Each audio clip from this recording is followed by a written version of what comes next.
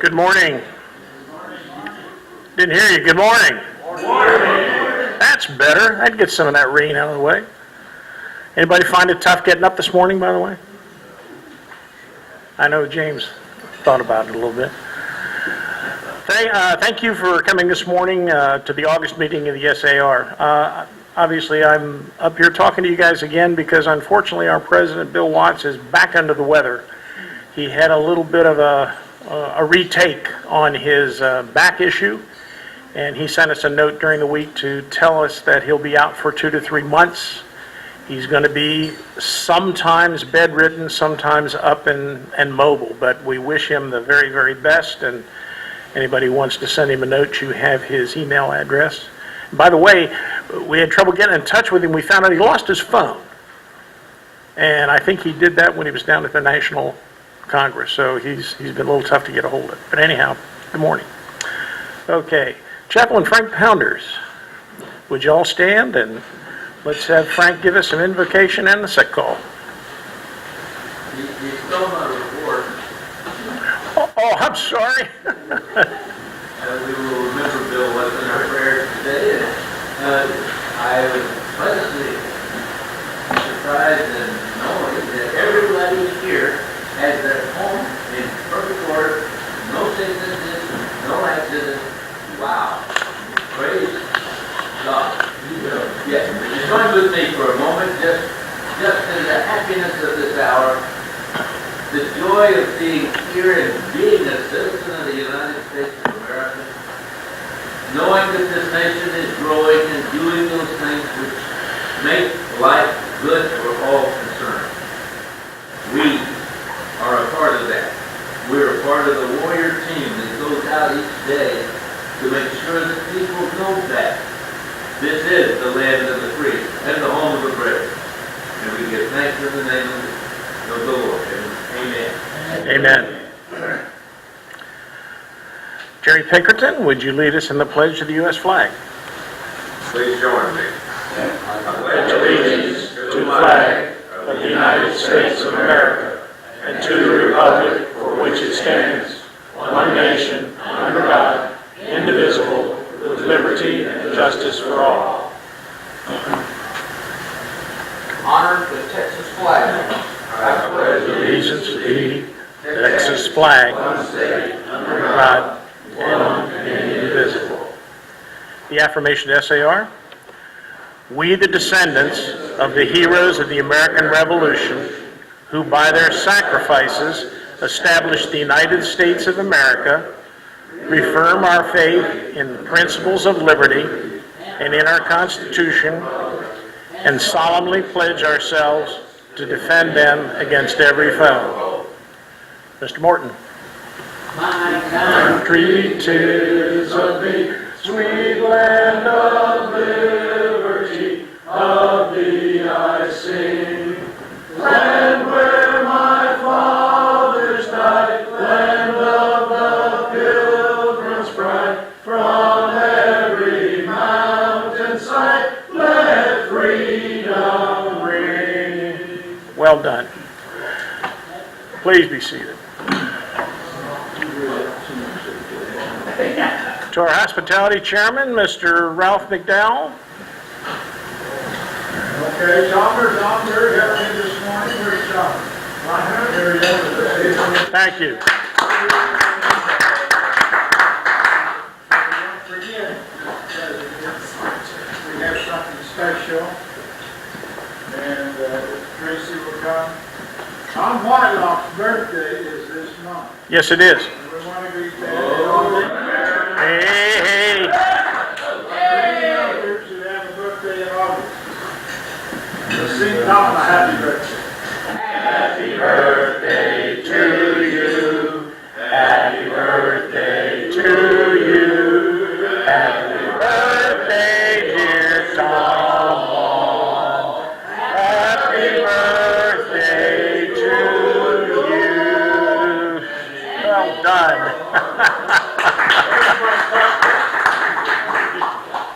What's that, Tom? He said, where's my cupcake?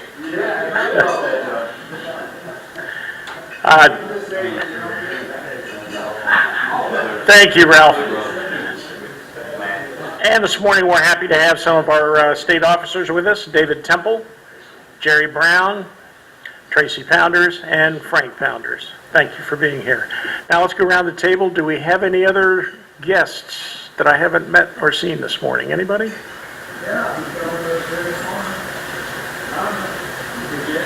Well, as long as it's been since I've been here, I almost feel like a guest, but I'm Phil Siegel, for those of you who don't know me, and I brought my wife Donna with me. We certainly did. Thank you, Donna. Right here. Yes, I have my mom here, Bradley Sue Howell. Bradley. Thank you, Sue. Okay, very good. Before we get into the main part of the program, I've asked Martin Scanlon to share with us a little bit of his observation of the National Congress that he attended last month down in Houston. Now, he had his son and he had his grandson, and they were fortunate to stay for the majority of the meeting. Yes? Tom, you need to pull the mic up. Thank you, Ralph. I'm sorry. I've never been told I didn't talk loud enough, but I'm learning. Still can't hear me. Okay. All right. Can you hear me now? Yeah. Martin Scanlon was fortunate to spend the entire meeting in Houston for our National Congress last month. And he had his son, who's the president of the Hawaii chapter, who we met, and his grandson. And they spent a fine 4 days down in Houston. And if you would, Martin, would you share with us some of your thoughts about that?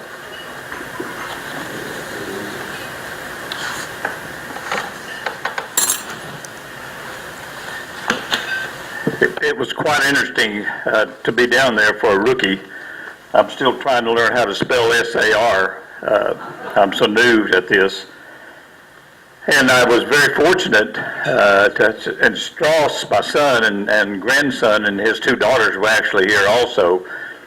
Wife couldn't come because she had to work, but they spent the entire month of July here in Dallas and Killeen, where Strauss's wife's mother and sisters live. So we got grandkids back and forth. But we really got a lot of time with my grandson and my son down in Houston. It was very interesting. did not know what to expect, and some things came up that kind of interested me. We got there Sunday, and of course signed in and got our name tags and started meeting people. And they had, get it right here just a second, they had a SAR merchandise sales room that they had ties and shirts and, all kind of paraphernalia that you could buy. There was they had the SAR National Headquarters set up there in the hotel also for people to visit and talk to and do business if they had to do that.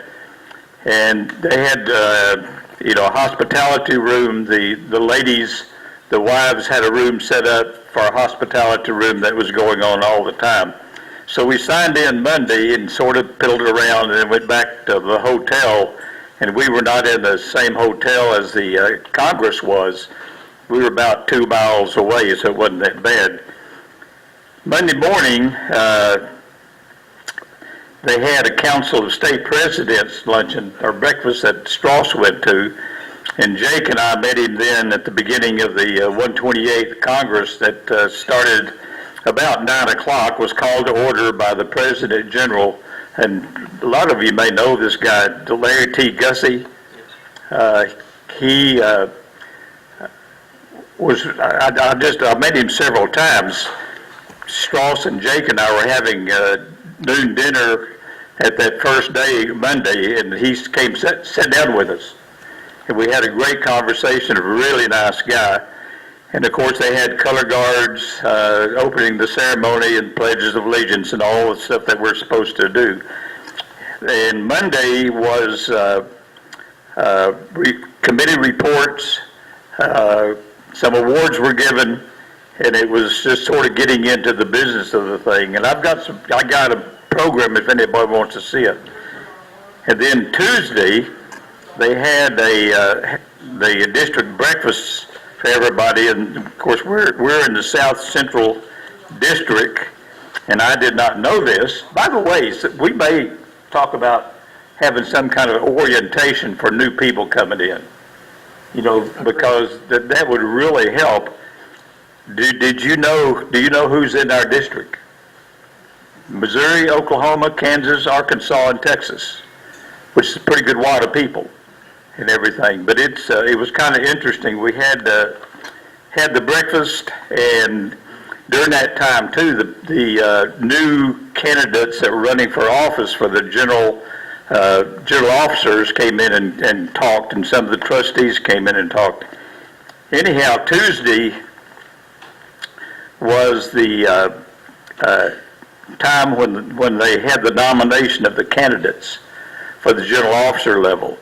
And I thought it was kind of interesting, and just like any big organization, politics are definitely involved, even at that level. And the officers that you all probably know serve for 1 year, and they apparently start campaigning pretty early on, and a nominating committee then goes to whoever is running for the officer positions, and then they recommend it to the general meeting, and apparently people are really concerned about officers only serving 1 year. And the sitting president general, Mr. Gussie, wanted to run for another term. And so they came up, of course, and wanted any nominations from the floor. And somebody got up and nominated Mr. Gussie for a second term. There was a floor fight. And it was kind of interesting to watch, because there were a lot of people that didn't want anybody running for a second term, apparently, which doesn't make sense to me, but that's okay. And it went battle back and forth, and finally he was voted down. But they asked for nominations from the floor again, and Strauss, when we were going back, he said, "Dad, think about this a minute. What if I..." and it evolved around paperwork not being turned in. So the candidates could be checked. I don't know what they were checking for, but they were checking for something. And paperwork supposedly had to be turned in. Strauss said to me, "Dad, what if I, when they asked for nominations from the floor, got up and said, I nominate Marshall Scanlon from the Dallas chapter? What would happen?" Because it's a surprise to me. What would they do? And so I don't know how much water the nominations hold, because it sure was an interesting fight. And Mr. Gussie got up, by the way, with much dignity, and you never know that his name was brought up many, many times during this discussion. But anyhow, so the new general officer slate was presented to the floor. And then on Wednesday, let me back up just a minute. Yeah, let's go to Tuesday night. Tuesday night they had the first banquet, formal banquet. Everybody was dressed up in their uniforms or their tuxedos, and that was the last presentation, formal presentation of President General Gussie. And they were presenting general awards and the concluding remarks and introducing the head table. And it was quite dramatic. I mean, I really appreciate it, because the color guards were set up, and it's just absolutely beautiful. Wednesday, they had the nomination of the officers, and also the vice president general nominees were voted on, the national trustees, and then the general officers. So that was a pretty full day of that. Wednesday evening, there was another formal dinner where they had the installation of the journal officers. And I was quite impressed with the whole thing. There was probably about, 300 people in attendance from all over, all over the United States, and had a lot of opportunities to talk to these people and some interesting histories. And Strauss and I found out there was about 3 or 4 more individuals that we're probably kin to somehow from Virginia and other places. So that was kind of interesting. But it was good. I'm glad I went and hope I can go again. I think next year it's in California. So thank you. Thank you, Marshall. That was going to be my next question, was where the next meeting was. So you think it's in California? I forgot exactly where it is. Is it in wine country by any chance? Oh, okay. So you didn't get elected when they nominated you? Yeah, no, it didn't make it that far. Okay, thank you, Marshall. I appreciate that. In keeping with our continuing series, I'm having 2 of our compatriots join me this morning. First of all, I'd like Mark Harrison to come up and give us the background on the Georgia flag. I'm doing Connecticut, but I'll. Oh, you're doing Connecticut. Yeah, but I. Okay. Beside me here is the Georgia flag. Georgia's flag has 2 parts. One part is a vertical blue band with the state seal in the center. The other is the battle flag of the Confederacy. The story of Alabama's flag tells about the battle flag. The date of the border and of the state seal, 1776, is the date of the Declaration of Independence. The 3 pillars or columns on the seal stand for the 3 branches or parts of government. One branch is the legislature, which makes the laws. Another branch, the executive, headed by the governor or the president, carries out the laws. The third branch, the courts, judges questions about the laws. The arch above the pillar stands for the Constitution on which the laws are based. The words on the ribbon, wisdom, justice, and moderation, express the principles or ideas of the Constitution. The design on the seal is like a civics lesson in picture form. The flag was designed by John Salmons Bell, an Atlanta lawyer. The state motto is wisdom, justice, moderation, and this flag was adopted in 1956.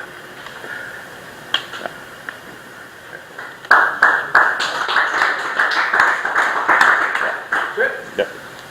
Thank you, my friend. Thank you. Appreciate you volunteering. We still need some volunteers. We got some flags left. Alan Prather. Now we can talk about Connecticut, or Georgia. Yeah. I got them backwards. All right.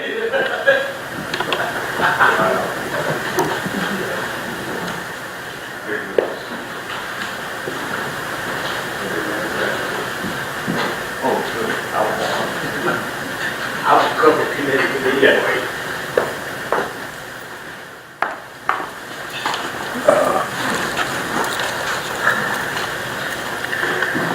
Connecticut was the 5th state to join the Constitution in 1788. The flag is a blue field of a blue unclouded sky. On this field is a white shield and 3 vines, each bearing 3 bunches of purple grapes. The state motto is on a white ribbon below the shield.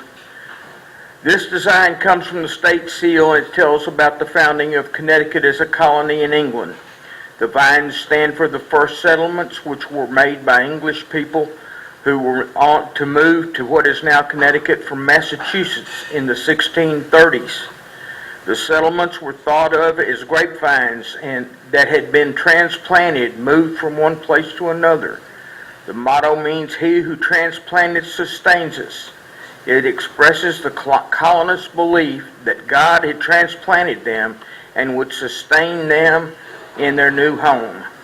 The flag was adopted in 1897. Thank you.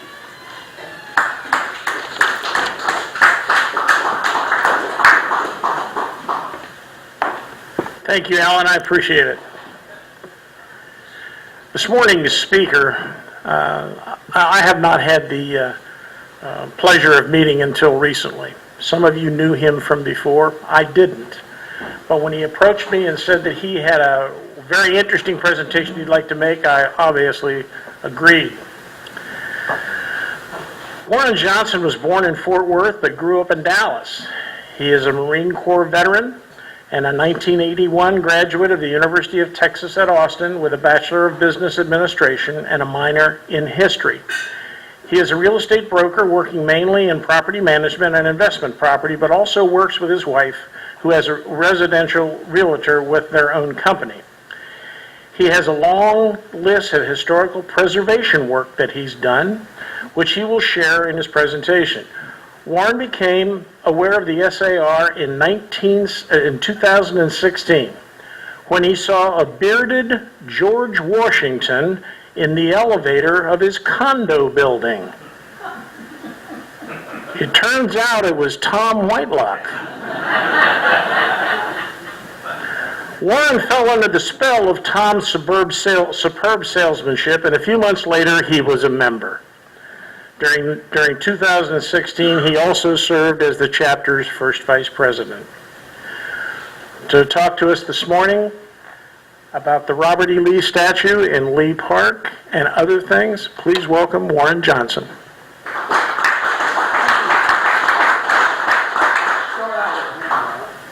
This is kind of going to be the subject matter. What this is, that you want that picture looks like. I'll start on this. Tom, you going to have it all of it? Yeah. Okay, I'll let you do that. After that comment. You betcha. Thank you, George. While he's doing that, that's the subject matter. How do I beat this up? Okay, that takes some time. Okay. And I've got a few pictures we're going to throw up there, but they're mainly to act as an outline for me. And while he's doing that, I want to share with you some responses I got. This was a mailer sent out to the neighborhood of where Lee Park is. Does everybody know where Lee Park is in Dallas? Okay, over there in Turtle Creek area where I live, 3 blocks from where Tom and I live.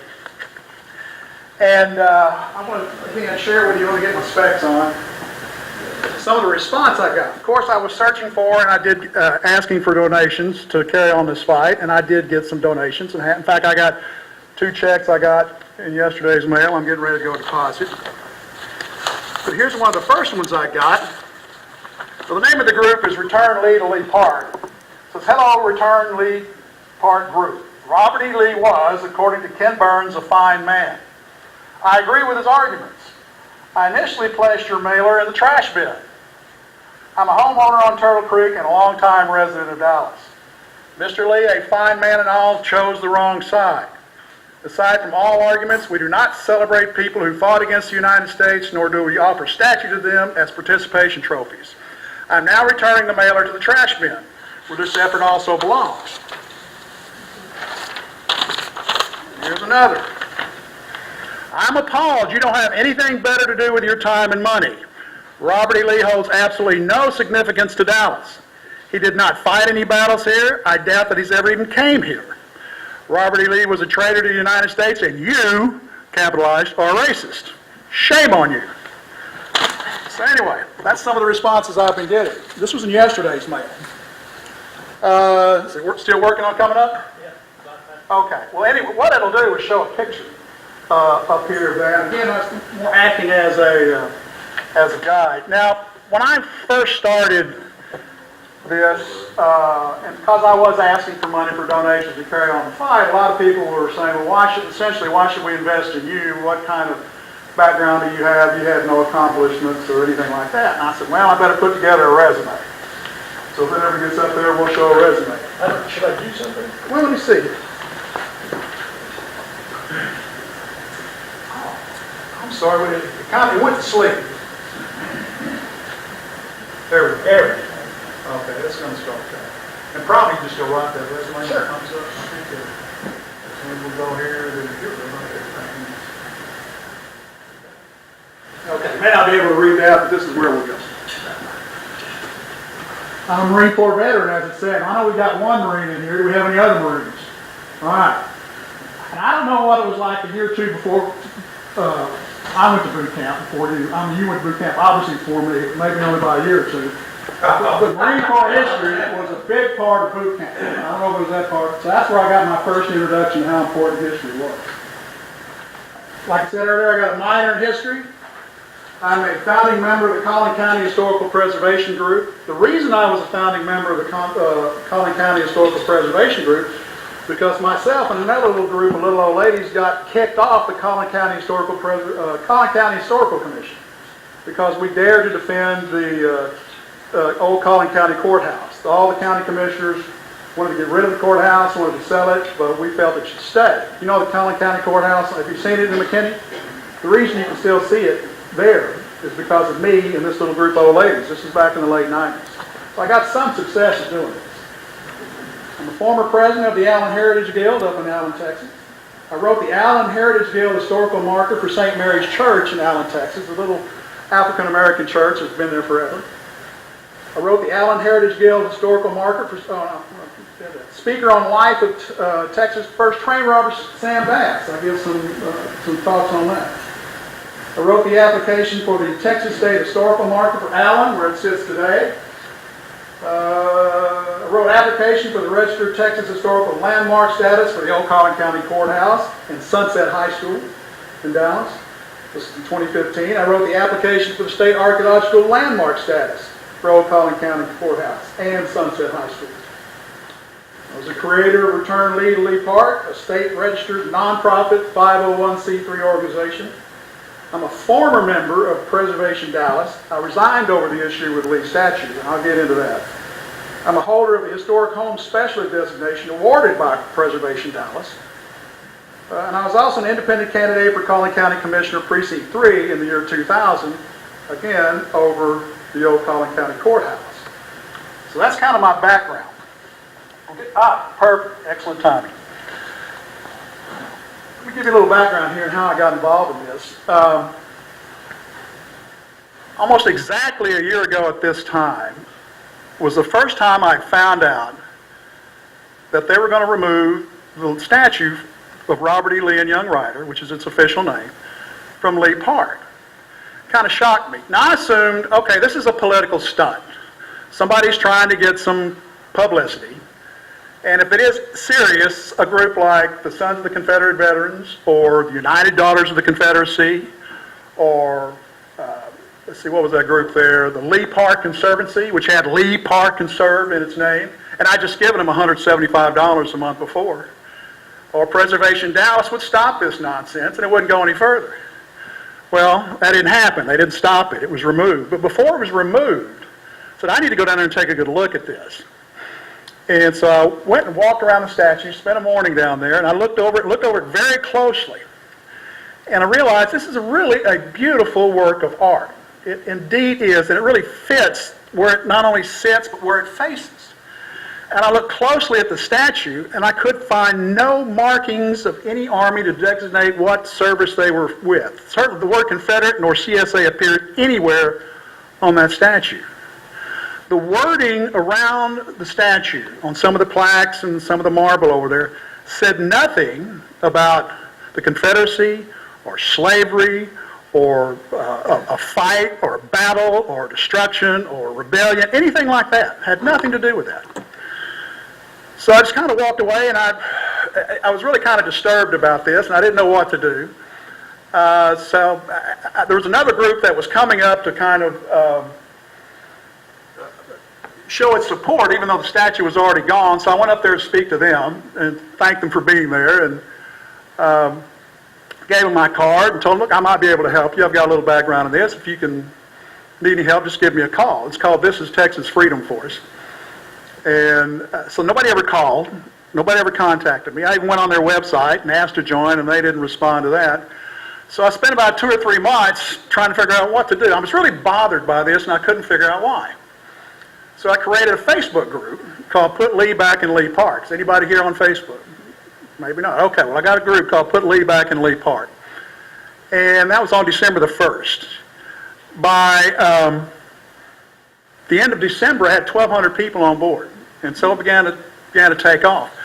Now, when this first, now, when I started researching this whole statue of Lee, I went home and I found out, okay, it was created by a renowned sculptor by the name of Alexander Phemister Proctor. This guy right here, he's known as the buckskin sculptor, I believe. And the Dallas Southern Memorial Association back in the early 1930s raised $50,000 to have this statue made. And it was dedicated in 1936. President Franklin Roosevelt came during the Texas Centennial in June of 36 and dedicated the marker, all right, or dedicated rather the statue. Also at Lee Park, there's a three-fourths replica, meaning it's three-fourths the size, Arlington Hall, which is still there. And the fountain that's across the street in Lee Park, or just across from Lee Park, is dedicated to all the Confederate soldiers. Now this, it's not up there, but I'll show you the young rider that's right behind Lee.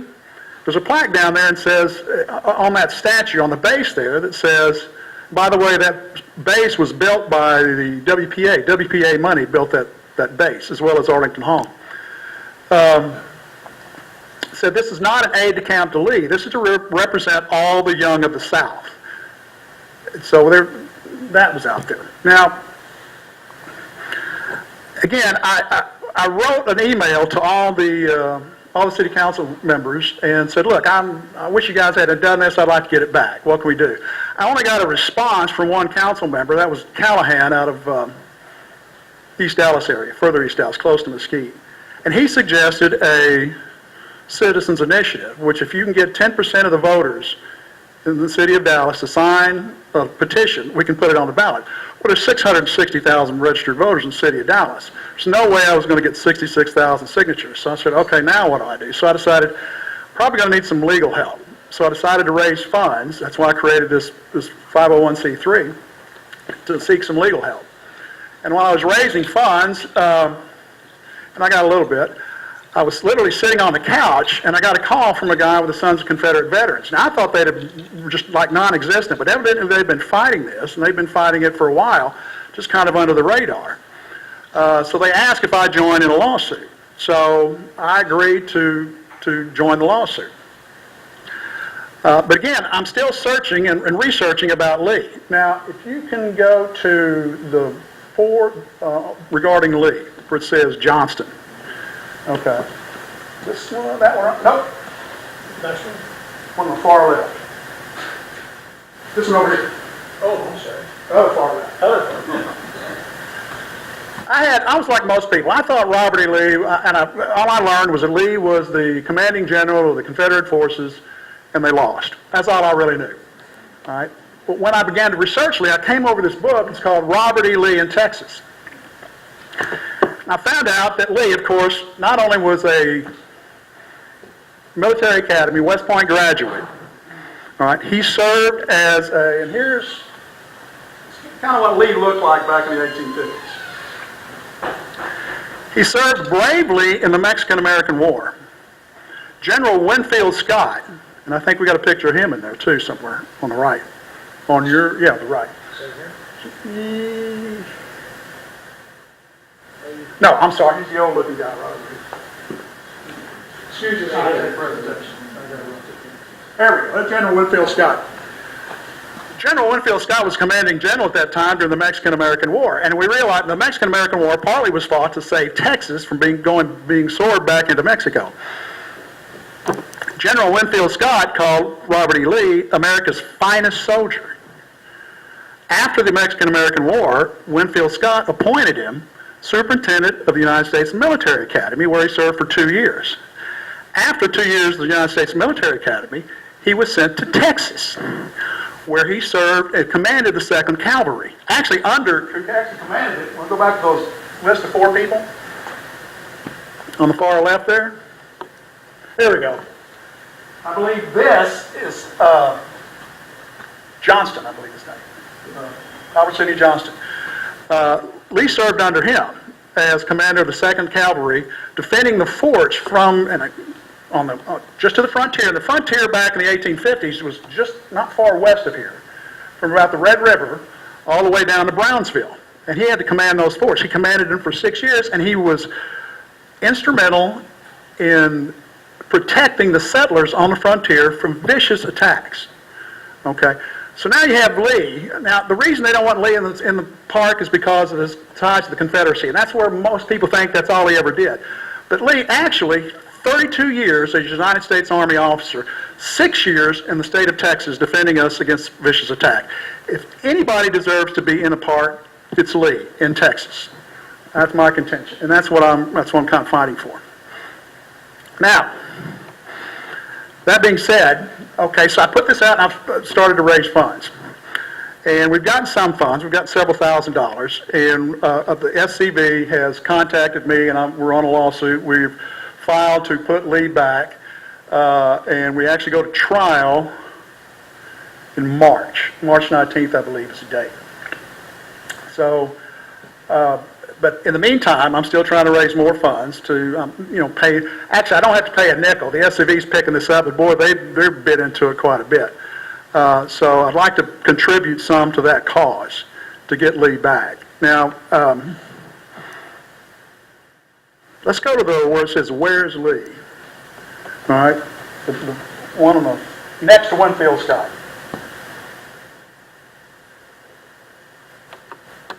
This is what we have here today.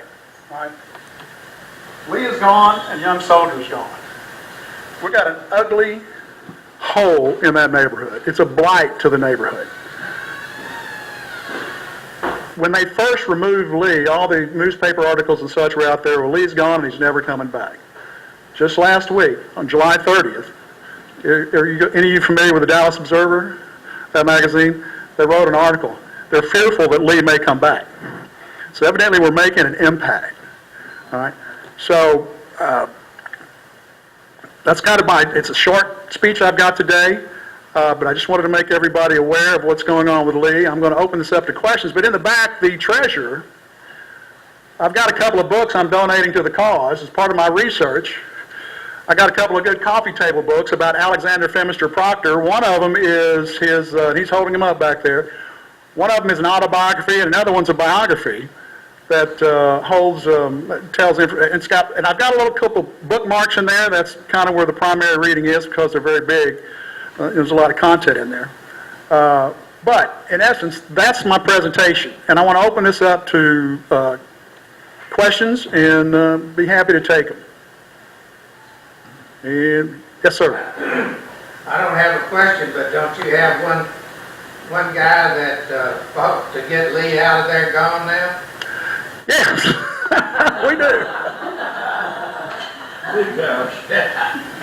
Yeah, there was one particular man who actually, now I was like most people when this all started. I had no idea who my city councilman was not involved in local politics. National and state politics is more sexier. You can talk more people about it, and they all kind of knew. But I tell you what, in the vernacular of our time, I am woke now. I know who my city councilman is. My city councilman led the fight to remove Lee. All right, and this is the crap they use. Excuse me for saying this, but they have total and utter ignorance of history. They have no idea that Lee served long and hard in the state of Texas. And for that, he deserves to be in that park. He deserves to have statues. He deserves to have names, schools named after him. I don't know if you're familiar, but there's a Robert E. Lee High School in Tyler, Texas. Baytown, Texas. What's that? Maybe in Baytown, but they just tried to change the name of Robert E. Lee High School. And a little group of Steel Magnolias stood up, and the board backed down. So they're not changing the name of Robert E. Lee High School. As far as I know, that's the first instance of where fighting back is taking hold. And make no mistake, we're in a war here. We're in a cultural war. The reason they chose this statue, Lee and Lee Park, because it was easy. I started noticing this about 2 years ago, but there's a thing out there I call the beast. And the beast is ravenous. Now, a predator always goes after the weakest animal in the herd. All right, so they saw this statue as the weakest animal, so they took it. And now they're emboldened. Now they got their eyes on Pioneer Park over next to City Hall. They've got their eyes on every Confederate statue, and then they're going after the Union statues. Then they're going after the American Revolution statues. They're out to to get every one of them. Make mistake, no mistake, it is a war. Yes, sir. I did recently read they're considering changing the name of Boston. What's that? Boston. Oh, well, yeah, I mean, it's all over. It's rampant. It's epidemic. And if we don't put a stop to it, it's just going to continue. There's a saying out there, what we will allow will continue. Yes, sir. I live not too far from what used to be Stonewall Jackson Elementary School on Mockingbird. That's been changed. Now, in my humble view, this whole business was made possible by the damn Supreme Court when they said that it's okay to burn the flag. They're the people who started this whole mess. Now, I feel that this political correctness is really idolatry of a political agenda. Well, it's obviously a political agenda, okay? And if, again, and the beast is there to weaken us. And if they can take away our statues and put us, make us feel bad about our past, then we won't put up a fight. And so that's where, that's where I decided to start doing historical research. I needed to get out there and find, okay, I'm a big fan of the truth, so I wanted to know the truth. And this is where I found out Lee served in Texas. I had no idea. I bet you nobody else, very few people knew that he served in I Texas. did. Did you know? We have forts out in our part of the world in which Lee served. Yes, that's the Texas, you can go out there right now and stand in them. Texas Forts Trail is right out there. And I've got to go back out there and see if they've even put in those forts that Lee had served in that area. Can you pass something else out for me? Sure. I'm going to pass these out. This is some ways you can get information on, there's a YouTube video out there. If you go to the website that I've got there on that mailer, there's a YouTube video that was made. I was interviewed about this back in May. And it gives a little better explanation of what's going on, how I got there and what's going on. And it's also interviewing one of the state officers with the Sons of Confederate Veterans. I thought they were distant. They just don't have much publicity. They've been fighting this monument battle for about 20 years. They even had the Texas Sons of Confederate Veterans even went to the Supreme Court in 2005. They lost, but they went in 2005. It was over a Confederate flag on the Texas license plate. And regardless of how you feel about the Confederacy, it's there. It happened. I'm starting to do more research about it, about why there was a rebellion at the time, or was it a rebellion? Was it a debate? On and on and on. I don't know. So I have to still research and find that out, at least for myself. They're trying to rewrite history. Stalin and Well, the Chinese are the only people who've successfully done it until now. right. And if you go back, and you said it started with being able to burn the flag, and there does have some relations. Where I take it back to, at least where I became aware of it, or woke of it, was remember, and it may have been 20 years ago, before 9/11, when the Taliban started destroying those historical statues that have stood there for thousands of years, okay? And then if you kind of take it backwards, say, okay, now I'm beginning to see this pattern. Now you got coming up, what's today, the 11th? Tomorrow's the 12th. This is the anniversary of Charlottesville. Antifa's going to make hay out of that, all right? September the 14th is the first anniversary of the removal of Lee's statue. I expect some hay to be made out of that. Now, things have changed. The reason I don't have a kind of what I call a set presentation is because every time I did, something would change, okay, that might have an effect. Today is Saturday, so Thursday the Dallas City Council had a pretty big incident happen where one of the council members didn't get charged. He pled guilty to corruption. Of course, he's one of the ones that led the fight to remove the Lee statue, okay? They kept saying that Lee's statue was going to cost $450,000 to remove. All right, I sent out Freedom of Information Act requests on what it cost. I got back some invoices totaling less than $100,000. Of course, it was all heavily redacted. All right? I got one very generic invoice, so heavily redacted you cannot tell anything about it other than it was $375,000. Okay, and it was like somebody created it on a Facebook page, but on the internet from a download. If you read what he pleaded guilty to taking was $450,000. So I'm wondering if there's that connection. All over talk radio yesterday and in the news, they expect him to just be the first one. They expect other city council people to have some fallout on this as well. So it's kind of like, all right, a little bit of karma coming around so this whole thing may change, and it's changing rapidly. It seems like, with people with corruption and people taking money. So anyway, any other questions regarding this? Yes, ma'am, back in the back. Can you speak a little bit about what the legal argument is and what the goal of the trial, what the outcome of the trial would be? Sure. Why we're having the trial and what the legal arguments would be? There's several.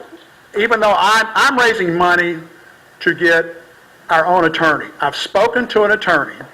We were going to talk about how much it was going to cost to maybe do this. You never know how much anything on a legal issue is going to cost, but plan on spending X. In the middle of that is when I got the call from the Sons of Confederate Veterans to join their lawsuit. Since it was free, I said, yes, I'll join in with you. But this guy's still in the back, and I may contact him. There's a couple of reasons. My main concern, or what I'm trying to find out, is who owns the statue. Now, I'm in the real estate business, and we're big in chain of title from the beginning to the end, to the date. So I've sent a Freedom of Information Act request to the city of Dallas. This is back in January, February. Who owns Lee's statue? I want the chain of ownership from the day it was created to date. All right? I still have yet to receive that.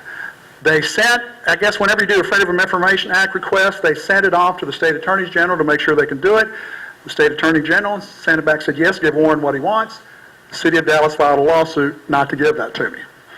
I was able to find out because there's a bunch of us early on, we sent off a Freedom of Information Act request mainly to find the charges or the amount that it took to remove the statue.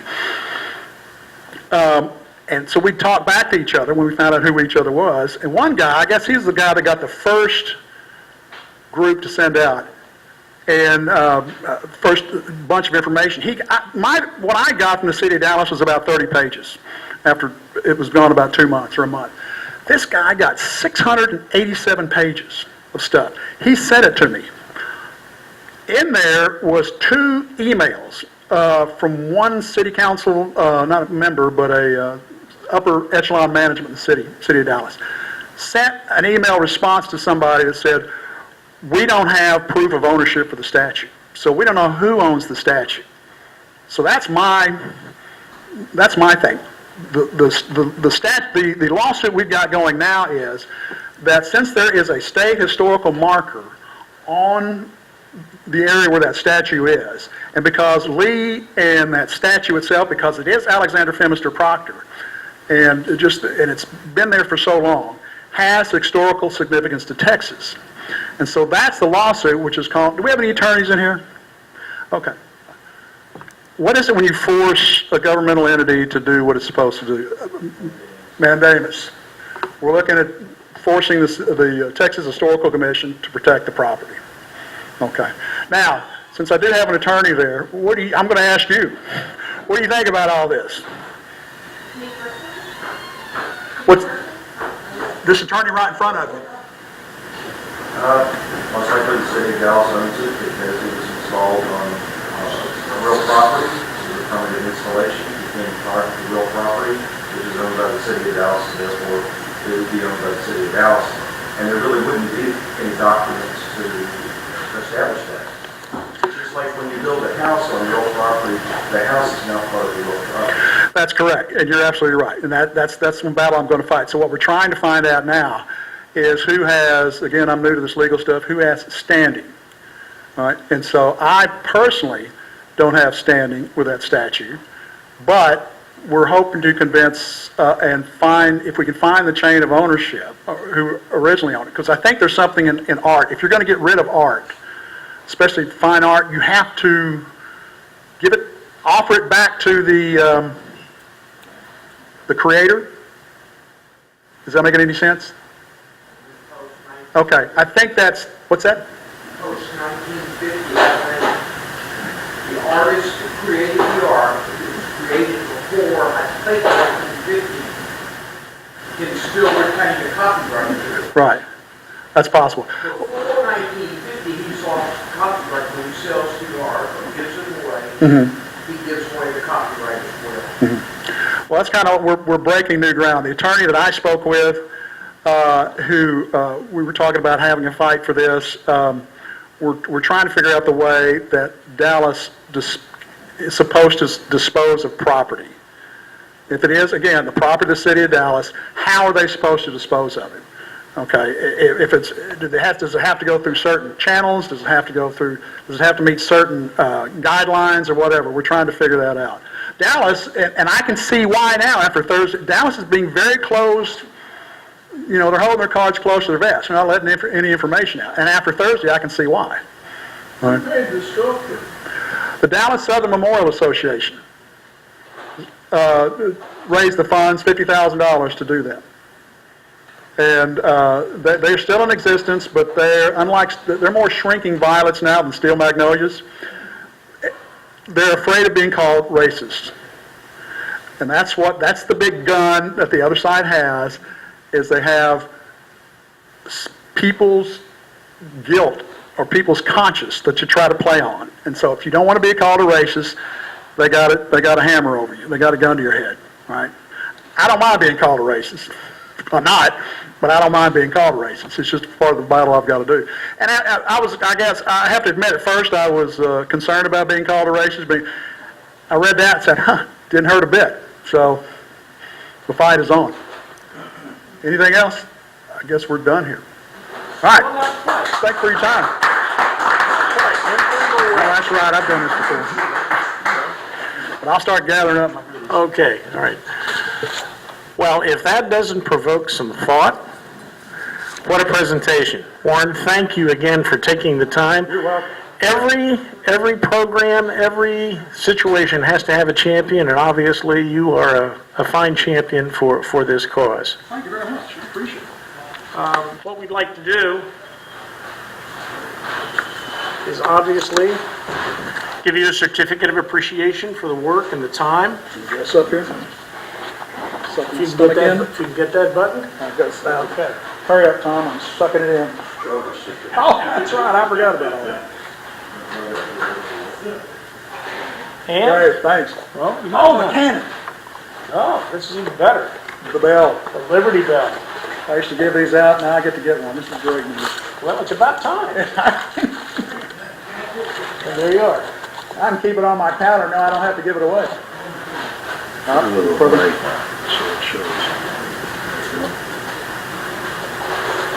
Thank you. Warren. Appreciate it. You're welcome, very well. Thank you.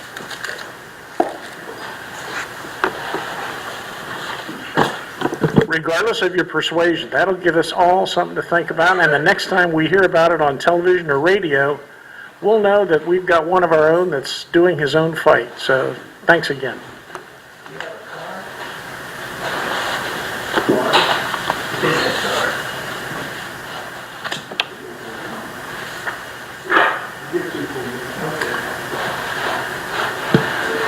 Generally, we would have the President's remarks, but again, Bill's under the weather. So I would move to my own report as the first Vice President. Our September program. We're going on another one of our own, Monty Munzinga. A lot of us know from the Color Guard activities. Monty's going to give us a presentation on his relationship and his history of his family and the prison and Civil War of Andersonville Prison. This is going to be something, so don't miss September. At the same time, our vocal leader, Mr. Morton, is going to give us the Declaration of Independence. Looking forward to that, John. Mr. Tanner is not available. Mr. Whitelock, the Secretary. Okay, I offer up the minutes, and I'll say as corrected. Ralph found the typo. They're not in the ones that are in front of you, but they are on the posted website. I request approval of the minutes as. Second. All in favor, aye? Aye. They stand approved. I remind those of you, and especially the marshal who brought the subject matter to hand, that officers as well as new members of the chapter are always invited to the annual District 6 contact. This will be held next week, the 18th, at the Texas Land and Cattle at 11 o'clock. It's the restaurant next to Bass Pro on 30. And they will have a number of representatives from the state and likewise from different chapters to explain what SAR is doing, should be doing, and for the year ahead, the various committee works and so forth, so that you have a better working knowledge of what we try to accomplish within our society. You're most welcome. You come at 11, you can get lunch at your own expense. 12 will be the meeting starting, and you can sit in on that and participate, and you're hopefully going to learn a lot from the representatives that will be speaking. Again, I ask you, if you are not receiving the minutes and newsletter through the internet, by email from me, something's wrong. One, I have messed up on your email address, or two, you changed it, or three, you don't like my verbal communication the way I write the minutes. So you can reply to any one of those three and let me keep going forward. We offer a request for the Vice President, First Vice President, using the programs. Once again, you saw how very simple it was, how well it was done for the flag presentations, and we'd like to finish out before the end of the year all 13 colonies, flags, and their ratification of the Constitution. And it takes no more than 2 or 3 minutes, which should make Mark Hansen, the former president of the chapter, very happy. He said, no Americanism should last more than 7 minutes, preferably 5 minutes. So that'll be if you have any questions, you know my website address. We do have all the officers' emails and phones and so forth. Please feel free to contact us and put forth any questions you have so that we can reply. Thank you, Tom. Nick Harper has passed out our financial statement. Any questions? Okay. Yes. I forgot. Oh, Upcoming in September is our state fair. This is one of the, it is the most important recruitment that we have had over the years. We have been able to sign up approximately as many as 80 potential candidates who come through the Colonial House there that the DAR uses for their society meetings. And they have been very gracious in letting us attend throughout the fair and man a table for recruitment. They need your help and assistance. This is a new process now. It used to be we hand out a sheet, a sign-up sheet. Now all you have to do is go on their website and sign up. Bob Kittrell is sort of heading up our particular chapter. Gary Snowden from Eastport Trinity will be chairing the recruitment there. We'll be having representatives from the North Texas chapters coming in for 4-hour sessions all week for the 3 weeks of the fair. But I think we'll really enjoy it. It's a lot of fun. At the same time, it's very worthy. Out of those 80 from all over the nation that we get, approximately, Dallas, it's 40 to start with for their prospects. And sometimes it's luck if they follow through with their application and contact our registrar, we wind up getting anywhere from 5 to 10 new members, and that's quite a lot of help. So you'll be notified when that is available and where you go to sign up. But please do participate or let Bob know if you're interested. Thank you, Tom. By the way, just as a sidebar for me, many years ago when I went to my first Texas State Fair, I went to the Colonial House and talked to some of the people there.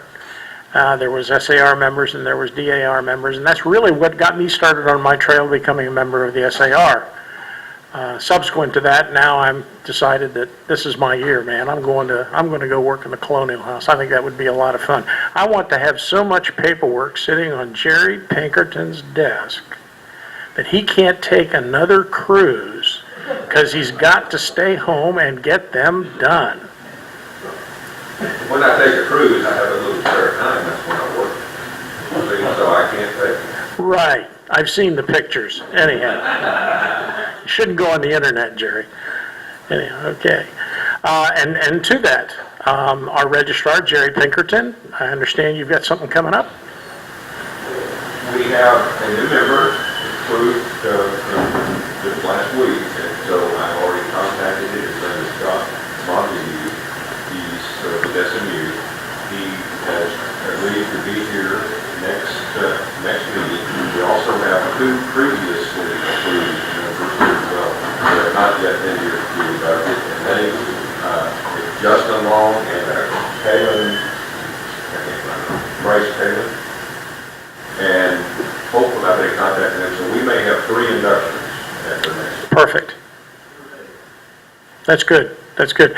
And by the way, I know that this has been hanging out there for a while, but Jerry Brown did absolute yeoman's duty with a lady by the name of Wanda Webb. If I'm not mistaken, there were 10 applications that were approved. Is that correct? Well, the Webb family was 10 new and then 9 supplementals. And 9 supplementals. Wanda hasn't been able to join us yet. She's been corresponding back and forth with Jerry, but she's going to find a time when everybody's in town and not working, and we're going to try and get that group in here and have them installed. I think that's just tremendous. Good work, Jerry. Really appreciate that. Joe, our historian, anything for the cause?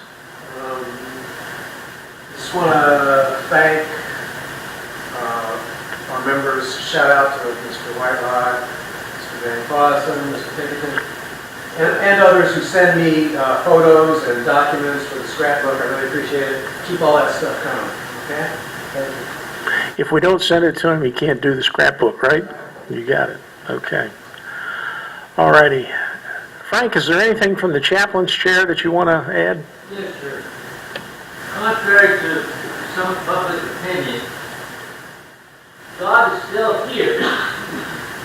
And if you've got questions or you've got problems, you can always go to God right now and get some satisfaction. Don't listen to those others that tell you no. This is the real honest to God truth. Thank you. Well said. Amen. Yes. Amen. Mr. McDowell, membership. Well, on a chapter membership, the total is 252. Now, if you look at the roster, you have to look completely through the roster to get those numbers. Because our state secretary lists them in different areas. So I have a few extra rosters that just came out on August 1st. And if you like one this evening, I would like to ask if anyone in here is not receiving the National Magazine, to also point that out to them and you'll check your address in the lobby, because there might be some error that we want to correct. We have to correct those through the state secretary. There's a certain form that we have to send it in on. So I'll be hanging around a lot after the meeting. We're not getting an national magazine, which comes out quarterly. And have those look at your lobby. Thank you. Thanks, Ralph. Color Guard, Mr. Kittrell. Yeah, really nothing to report. Doctor already mentioned the city fair, so that's important. And the sign up is online. Sign up is online. Yeah. Put it online. How long is that? We're gonna have to get to the website because it goes through the DAR. And we'll send that out. Passes also. Right. And the majority of the people that I've talked to about that, Robert, are trying to come in colonial dress.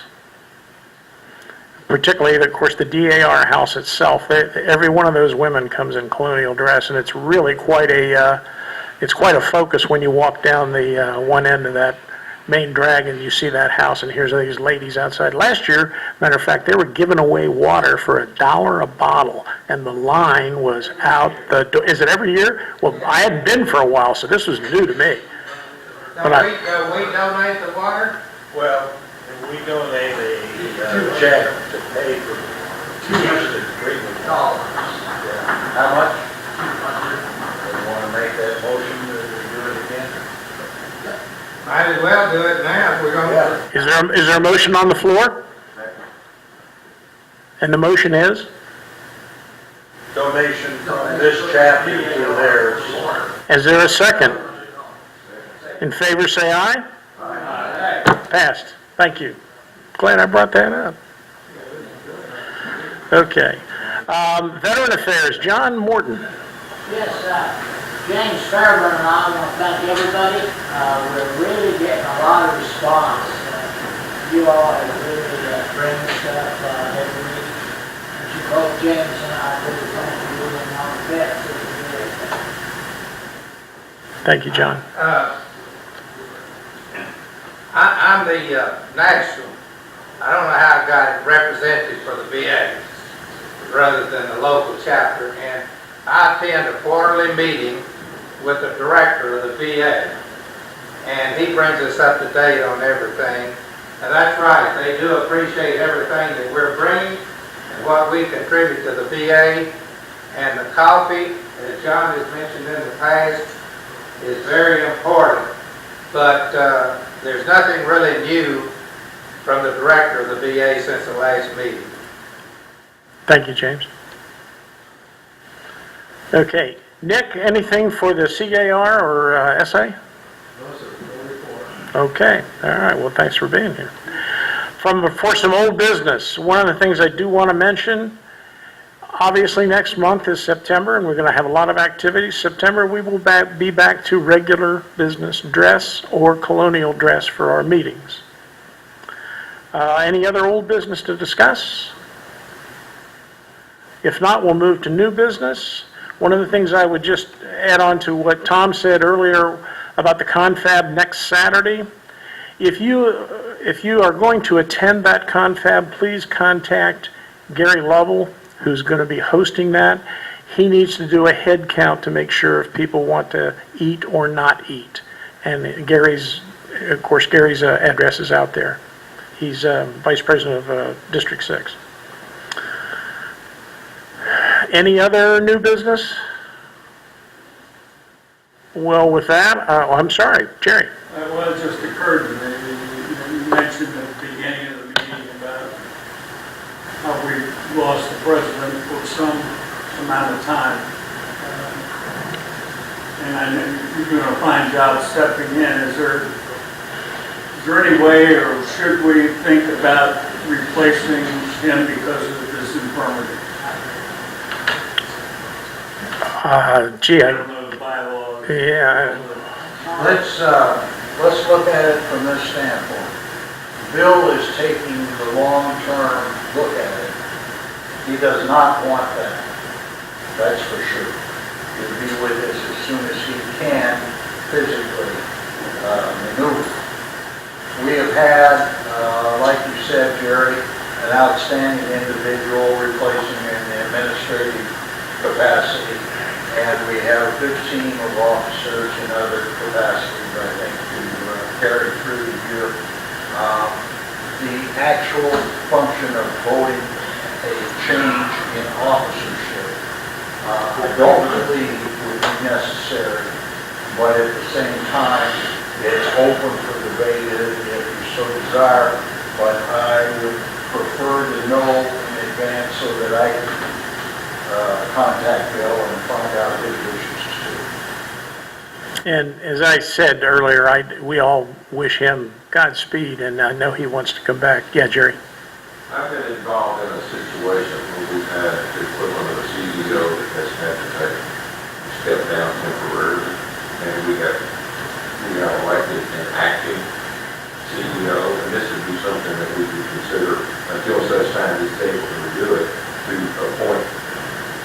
Sort of as an acting. A functional head Yeah. representing the chapter. Acting, but Acting. Yeah. Are you willing to do that?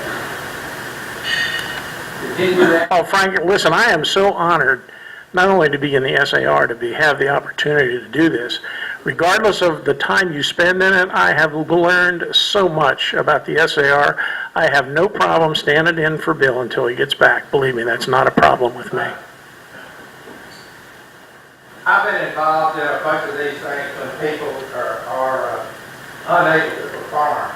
But we've got somebody here, and we have a position as vice president. That's what the vice president is supposed to do. I don't know that we have to get into any temporary change or anything like that. He's disabled, let him be disabled. He plans to come back, and let's keep having the meetings. He's doing an excellent job. Why throw something out that's not working, that's working? Well spoken, well spoken. Regardless of whatever gets decided, I'm available and I'll be here at the next meeting, so we're in good shape. What Tom doesn't realize is this is a great training ground for next year. Why did I know he was going to bring it up again? The reason I'm staying here is because that one and Kittrell and Pinkerton got me at a table last November and said, boy, we need your help. Okay, I'll help. They didn't tell me what it was. Pinkerton said we need your help. Kittrell and I said we need your money. That's true. It's true. I did have to get my checkbook out. That's right. you have to the bus. That's exactly. Hey, Lenny, for anybody out there that gets an opportunity to be an officer and serve or be on a committee, I got to tell you something, jump in it. Because once you get over the idea, gee, I can't or I won't or I will, you know what? You've always got time. It doesn't take that much time. It takes a little preparation. And quite frankly, I got a wife that's better in a computer than I am, and it makes my life very simple. All I got to do is show up, tee up, and pay up. That's it, you know? So. Phil, that beautiful wife of yours is saying, yes, you need to be involved. Again, yeah, right, okay. All right, enough levity. Again, if you're going to be coming next Saturday with us, please get a hold of Gary Lovell just to let him know. I did it by an email, and he sent me back a thank you. So with that, my friend Nick, shall we do the drawings? Okay, just 1 minute. Yes. How would you like to distribute your 2 gift books? How I can distribute them? Yes. What method or what? How would you like to do it? You want to do it? Oh, sure, do that, days? yeah. Oh, okay. So draw 9 instead of 7. Okay, very good. Okay, we're drawing 9 instead of 7. 9 is... Oh. You want him to be the first 2 tickets? I want to write out the 2 gift books and draw separately. Oh, yeah, 2 separately. Okay, we'll announce the 2 gift books first. Okay, here they are then. For the gift books about the sculptor of the Lee statue, the last 3 numbers are 992.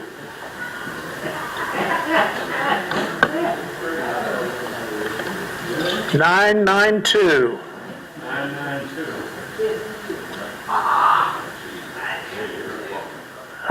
Got one? Wow. From one Dallas native to another one, all right. The second book that Warren donated is 010. Got it, all right.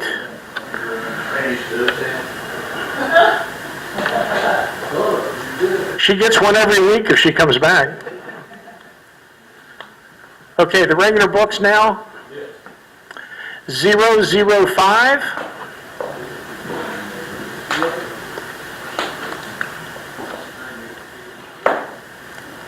Okay.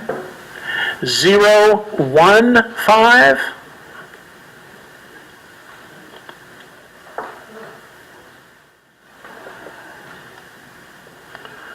013.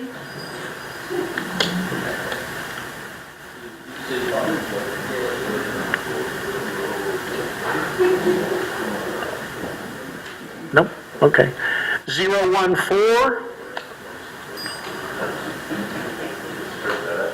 Can't believe everybody laughs. 006. All right. 30 officers. 012.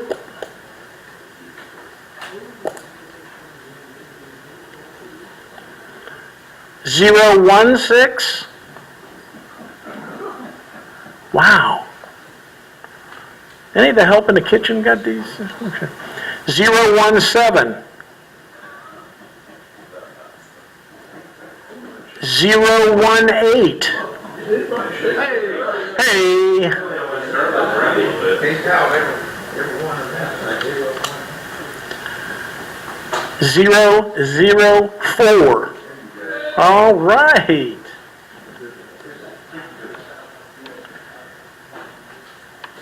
991.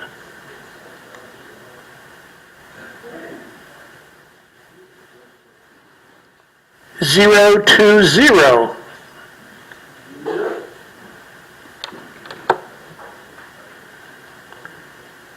022.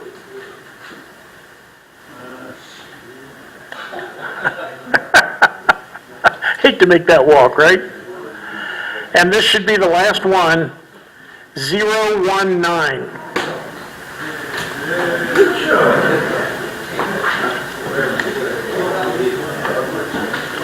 Nick, is that all of them?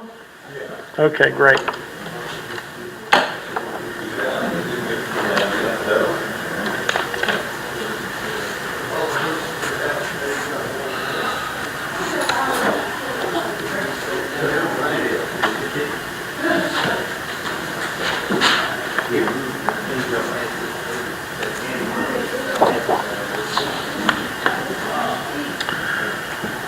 Well, again, thank you again for the attendance.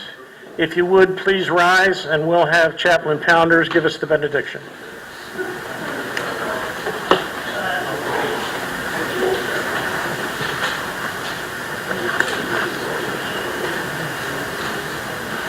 God, once again, we give you our thanks for a wonderful meeting, the congregation of warriors for good and for peace and freedom.